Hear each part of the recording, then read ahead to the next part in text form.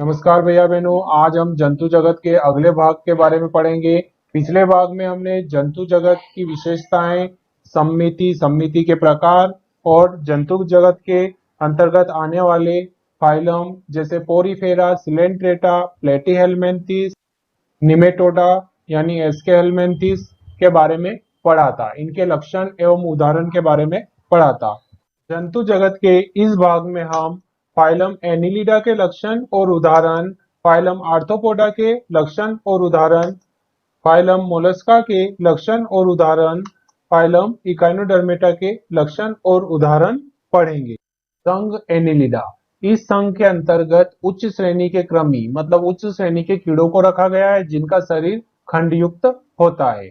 उच्च श्रेणी के कृमि विखंडा अवस्था उपस्थित, मतलब ये उच्च श्रेणी के कृमि होते हैं, इनके शरीर के ऊपर खंड पाए जाते हैं नियमित रूप से, इसलिए इसे विखंडा अवस्था बोलते हैं। लेमार्क एक वैज्ञानिक है, इन्होंने 1801 में एनिलिडा नाम दिया। एनिलिडा लैटिन शब्द एन्युलस से बना है जिसका अर्थ होता है रिंग। इसका तात्पर्य इस संघ के अंतर्गत खंड युक्त कृमियों को रखा गया है। इनका वास स्थान, रहने का स्थान जो है नमी युक्त मिट्टी, गीली मिट्टी होती है, जैसे कि केचुआ गीली मिट्टी में पाया जाता है। इसी के साथ ही कुछ जीव ऐसे होते हैं जो बिल बनाकर रहते हैं, कुछ जीव जल में पाए जाते हैं। ये जो है कुछ इनके अंतर्गत जीव जो है स्वतंत्र जीवी के रूप में रहते हैं, जैसे केचुआ। इसके बाद कुछ जीव ऐसे हैं जो परजीवी के रूप में रहते हैं। परजीवी मतलब कि दूसरे जीवों के ऊपर निर्भर रहकर उनसे पोषण लेने वाले जीव परजीवी कहलाते हैं। जैसे कि जोंक या लीच जो होती है वह परजीवी होती है, दूसरे जीवों के ऊपर रहकर ब्लड शक करती है और अपना जीवन यापन करती है। इन जीवों के अंदर द्विपार्श्व सम्मिति पाई जाती है, मतलब ये द्विपार्श्व सम्मिति दर्शाते हैं। और साथ ही इन जीवों का शरीर जो है त्रिस्तरीय होता है, 3 स्तरों का होता है। एक्टोडर्म, मेसोडर्म और एंडोडर्म जो है इन स्तरों से मिलकर बना होता है। भ्रूण में 3 स्तर बनते हैं, एक्टोडर्म, एंडोडर्म और मेसोडर्म। इस प्रकार के स्तर से बना होता है। इनका शरीर खंड युक्त होता है, मतलब इसमें छोटी छोटी रिंग नुमा संरचना पाई जाती है नियमित रूप से। इनके शरीर के ऊपर पॉलीसेकेराइड जो होता है क्यूटिकल, इसका एक आवरण पाया जाता है। इस आवरण के निचले स्तर पर एपिडर्मिस पाई जाती है और एपिडर्मिस जो है वृत्ताकार एवं अनुदैर्ध्य पेशी स्तर से जुड़ा रहता है। इसी के साथ इनमें प्रचलन अंग मतलब गमन के लिए एक स्थान से दूसरे स्थान पर चलने के लिए इनमें सीटी पाए जाते हैं। सीटी जो है इनके पेशी स्तर के ऊपर क्यूटिकल से निर्मित होती है जो चलने का काम करती है। मतलब केचुआ जो है एक स्थान से दूसरे स्थान पर जाने के लिए सीटी की मदद से जाता है, यह इसका प्रचलन अंग है।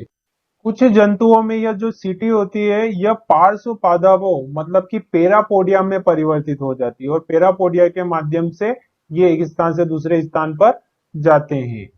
जोंक यानी कि लीच जो होती है उसमें सीटी का अभाव होता है। इसके अलावा इन जीवों के अंदर जो है बंद परिसंचरण तंत्र पाया जाता है। बंद परिसंचरण तंत्र का अर्थ यह होता है कि इन जीवों के अंदर जो ब्लड होता है वह वाहिकाओं के माध्यम से एक स्थान से दूसरे स्थान पर जाता है। इसके अलावा इनके अंदर उत्सर्जन जो है नेफ्रीडिया के माध्यम से होता है। नेफ्रीडिया इनका उत्सर्जी अंग होता है। एनिलिडा के जो जीव होते हैं इनके अंदर नेफ्रीडिया उत्सर्जन का काम करता है। उत्सर्जन मतलब कि जब जीव के अंदर अपशिष्ट पदार्थ बन जाएंगे तो उन अपशिष्ट पदार्थों को शरीर से बाहर भी त्यागना पड़ेगा और इन अपशिष्ट पदार्थों को शरीर से बाहर त्यागने में नेफ्रीडिया इंपॉर्टेंट रोल प्ले करते हैं। इनमें श्वसन जो होता है शरीर सतह के माध्यम से होता है, शरीर सतह या पेरापोडिया के माध्यम से। इसके अलावा कुछ जीव जो है जली उनके अंदर गिल्स के माध्यम से होता है। श्वसन मतलब कि बाहर से ऑक्सीजन को अंदर की ओर लेना और CO2 को शरीर के अंदर से बाहर की ओर त्यागना। इस प्रकार का जो कार्य है शरीर की सतह के माध्यम से किया जाता है। इसके अलावा ये जीव एक लिंगी एवं द्विलिंगी हो सकते हैं, मतलब जैसे केचुआ है, केचुआ द्विलिंगी होता है। इसके अतिरिक्त कुछ जीव ऐसे हैं जो एक लिंगी होते हैं जिसमें नर तथा मादा अलग अलग होते हैं। इस प्रकार के जीव जो होते हैं इनमें विकसित तंत्रिका तंत्र उपस्थित होता है। इन जीवों में पाचन तंत्र पूर्ण तथा पाचन बहिकोशिकी होता है। बाह्य कोशिकी मतलब कोशिका से बाहर की ओर होता है। संघ एनिलिडा को 3 वर्गों में विभाजित किया गया है, पोलिकीटा, ओलिगोकीटा और हिरुडीनिया। पोलिकीटा के अंतर्गत आने वाले जो जीव हैं वे अधिकतर समुद्री होते हैं, इसके अलावा कुछ जलीय जीव, स्वच्छ जलीय जीव होते हैं। इन जीवों का शरीर जो है खंड युक्त होता है, जैसे कि ये नेरिस है, नेरिस का शरीर पूरा खंड युक्त है और साथ ही इसमें पार्श्वपाद जो ये इन्हें बोलते हैं पेरापोडिया, पेरापोडिया लगे हुए हैं और इसके अलावा कुछ जीव में जो है सीटी पाए जाते हैं जो प्रचलन का काम करते हैं। इनके शरीर के जो अग्र भाग होता है उस पर नेत्र पाए जाते हैं और साथ ही इन पर स्पर्शक होते हैं, टेंटिकल्स उपस्थित होते हैं। ये एक लिंगी जीव होते हैं और साथ ही इसके उदाहरण है नेरिस, इसके अलावा कीटोप्टेरस, इसके अलावा एरिनिकोला इसके अंतर्गत आते हैं। अगला जो वर्ग है ओलिगोकीटा, ओलिगोकीटा के अंतर्गत केंचुआ को रखा गया है। ओलिगोकीटा में ऐसे जीवों को रखा गया है जो कि नम मिट्टी या स्वच्छ जल में पाए जाते हैं। इनमें जो प्रचलन जो होता है वह सीटी के माध्यम से होता है। इनका शरीर भी खंड युक्त होता है और साथ ही ये जीव जो है द्विलिंगी होते हैं और इनके सिर जो होता है अस्पष्ट होता है, स्पष्ट नहीं होता है, साथ ही इनमें संवेदी अंगों का जो है अभाव होता है। अगला वर्ग है हिरुडीनिया। हिरुडीनिया के अंतर्गत लीच या जोंक को रखा गया है। ये जो है जलीय या स्थलीय जीव है। इसके अलावा कुछ ऐसे जीव जो परजीवी के रूप में, जैसे कि लीच परजीवी के रूप में पाया जाता है, रुधिरहारी होता है मतलब रक्त को सक करता है। इनका शरीर भी खंड युक्त होता है, जैसे कि ये जोंक है। जोंक जो होती है दूसरे जीवों के ऊपर रहकर ब्लड को शक करती है। इसके अग्र एवं पश्च सिरे पर, अग्र सिरे पर जो है शकर पाए जाते हैं और घाव बनाने के लिए छोटे छोटे दांत जैसी संरचनाएं पाई जाती है और रक्त को चूसने का काम करती है। संघ आर्थ्रोपोडा। आर्थ्रोपोडा जो है ग्रीक वर्ड आर्थोन और पोड से मिलकर बना है। आर्थोन का अर्थ होता है जॉइंट और पोड का अर्थ होता है फुट, मतलब कि संधि युक्त उपांग वाले जीवों को आर्थ्रोपोडा में रखा गया है। संयुक्त उपांग वाले जीव मतलब संधि युक्त उपांग, मतलब जिनके पैर जो है संधि युक्त होते हैं, एक दूसरे से जुड़े रहते हैं, इन्हें आर्थ्रोपोडा में रखा गया है। इसके अलावा इस संघ की स्थापना वॉन सीवोल्ड ने 1845 में की थी। यह जो संघ है सबसे बड़ा संघ है क्योंकि इसमें कीटों को रखा गया और कीटों की संख्या प्रकृति में सर्वाधिक है। लगभग 85% जो है संख्या कीटों की है। इस संघ में लगभग जो 9 लाख जातियों को सम्मिलित किया गया, लगभग 9 लाख कीटों की जातियां सम्मिलित है और ये जंतु जातियों का लगभग 85% संख्या बनाती है।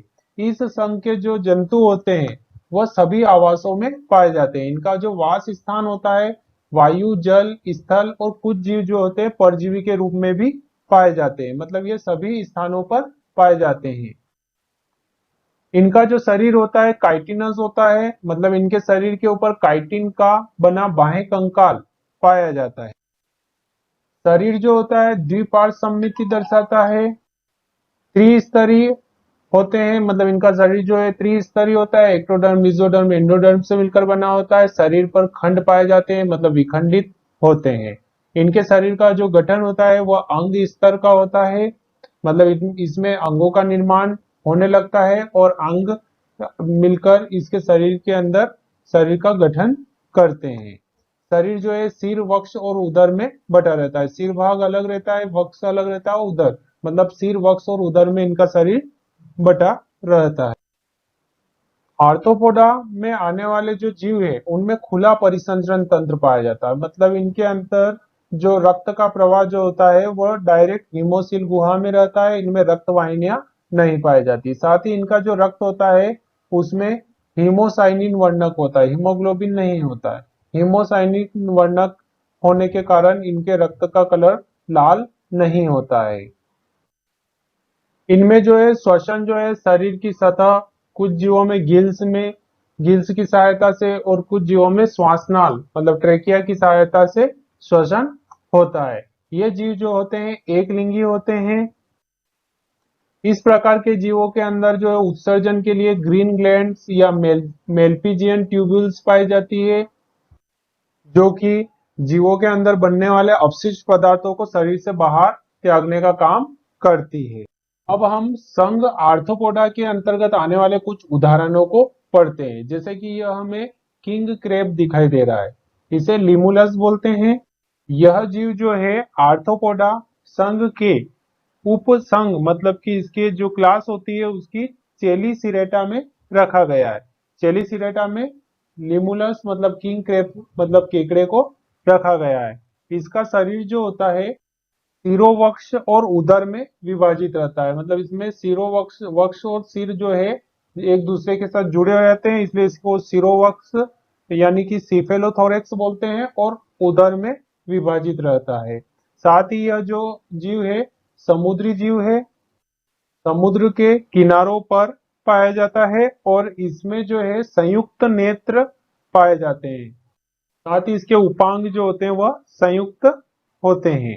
इसके उदर भाग के पश्चिम में जो है एक नुकीली जो है उच्च खंड पाई जाती है। आर्थ्रोपोडा संघ का अगला उदाहरण है स्कॉर्पियन मतलब कि बिच्छू। बिच्छू जो होता है चेलिसिरेटा उपसंघ के एरिक्निडा वर्ग में रखा गया है। यह भी आर्थ्रोपोडा के अंतर्गत आने वाला जीव है। यह जीव जो है स्थलीय होता है, साथ ही कुछ नमी युक्त स्थान पर पाए जाते हैं।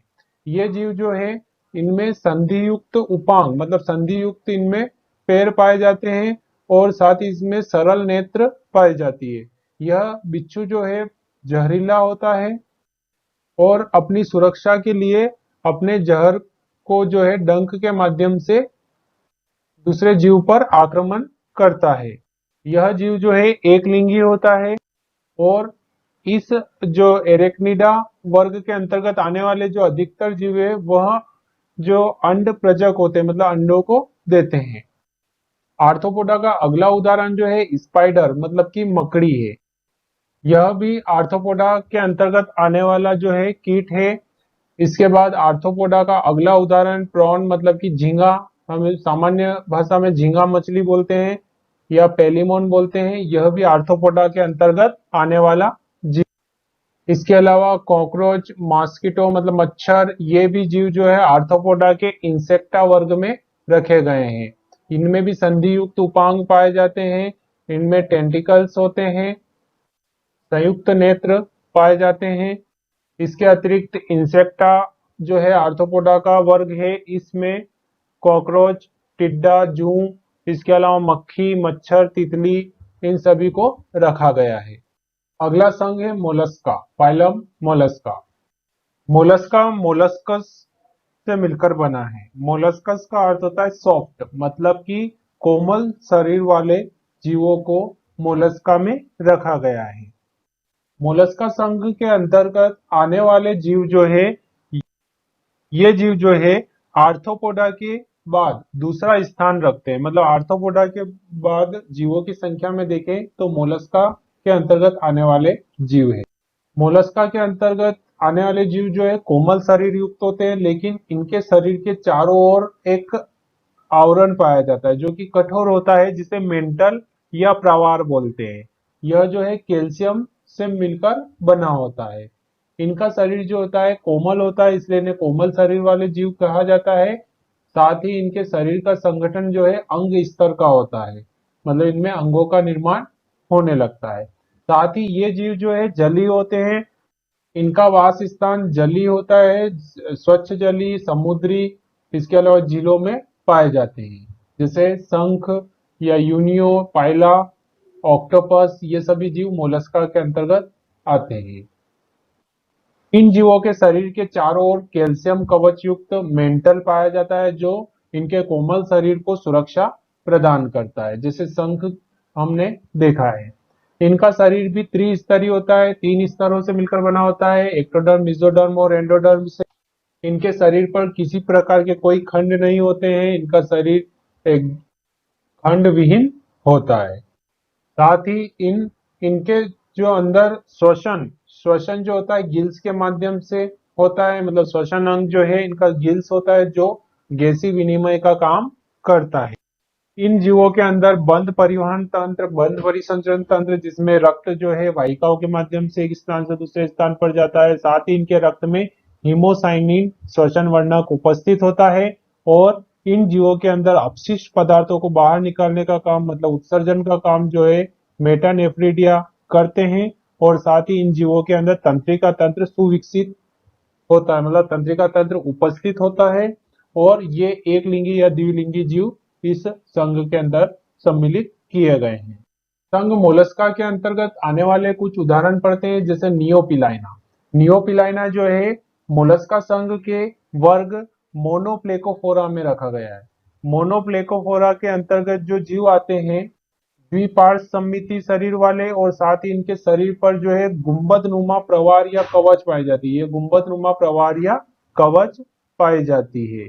इसके अतिरिक्त काइटोन काइटोन मोलस्का संघ के वर्ग पॉलीप्लेकोफोरा में रखा गया है। इसका शरीर जो है पृष्ठ अधर तल से चपटा होता है और इसके पृष्ठ भाग पर कैल्शियम का कवच युक्त प्रवार या मेंटल पाया जाता है। इसके अतिरिक्त पाइला जैसे कि शंख हमने देखा ही है। पाइला जो है मोलस्का संघ के गैस्ट्रोपोडा वर्ग में रखा गया है। इसका जो शरीर होता है वह कुंडलित होता है। कुंडलित होकर इसके शरीर के चारों ओर कैल्शियम का कवच मेंटल पाया जाता है। साथ ही यह असमिति दर्शाते हैं। इनमें जो है सुविकसित सिर नेत्र और स्पर्शक पाए जाते हैं। इसके अतिरिक्त अगला जो उदाहरण है यूनियो। यूनियो जो है संघ मोलस्का के पेलेसीपोडा वर्ग में रखा गया है। इसके अतिरिक्त ऑक्टोपस ऑक्टोपस मोलस्का संघ के सिफेलोपोडा वर्ग में रखा गया है। ऑक्टोपस में 8 जो पैर होते हैं। इनका शरीर जो है पृष्ठ तल से लंबा होता है। कवच बाह्य या आंतरिक रूप से या इसमें कवच के रूप में नहीं पाया जाता है। इसमें जो सिर होता है वह सुविकसित होता है। इसमें नेत्र बड़े होते हैं। इसके अतिरिक्त मोलस्का के अन्य उदाहरण भी है। सीपिया है। इसके अलावा नॉटिलस है जो कि मोलस्का के अंतर्गत आते हैं।